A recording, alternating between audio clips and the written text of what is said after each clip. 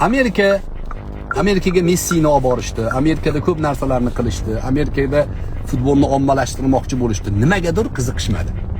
Hali ham qiziqmaydi amerikanslar. Nimaga desa, amerikanslarni tarixi Yevropaga borib taqaladi. E'tibor bering. Yevropadan, katolik cherkovidan, dindan, taqiqdan, o'lchovdan, miqdordan qochgan razil odamlar Amerikaga joylashgan. Esdan chiqarmang shuni. Tarixda Amerikani hozirgi kundagi zolimlarini ajdodlari Amerikani bosib olgan. Amerikaning egalari qizil tanlilar, hinduylar. Ularni bosib olgan bular, qirgan. Bular jinoyatchi qavm bo'lgan. Yevropadan qochgan qimorvoz, qotil, mashnaqangi riboxo'r, iflos jirkanch odamlar bo'lgan. Amerikaga nima uchun qochishgan? Yevropadagi dindan qochishgan, katolik cherkovini bosimidan qochishgan. Va Amerikada o'sha 1600-yillarda John Locke degan, Hamid Sodiq ko'p gapiradi-yu.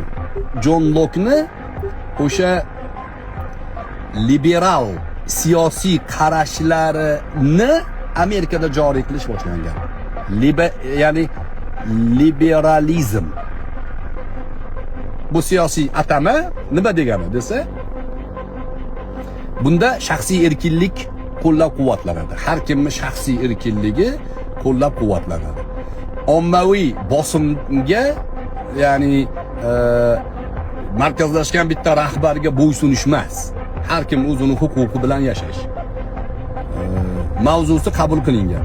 Amerikada liberal tushunchalar rivojlangan. O'shaning uchun imkon qadar insonga ko'proq hissiyot beradigan narsalarni qabul qiladi Amerika.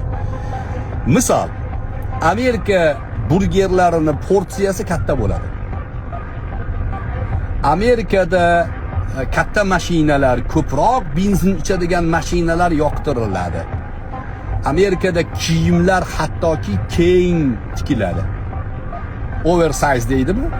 Keng razmer, keng o'lcham Amerikani anaqasi, tabiatida. Shu bilan birga nima uchun futbol yoqmas ekan? 90 minut o'yinda 0-0 ham bo'lishi mumkin-da. Hissiyotni ko'p bermaydi ya. 0-0 90 minut tomosha qilamiz, bitta ham gol bo'lmaydimi deydi.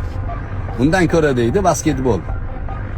Basketbolda 367 ga 368 bo'ladi misol uchun.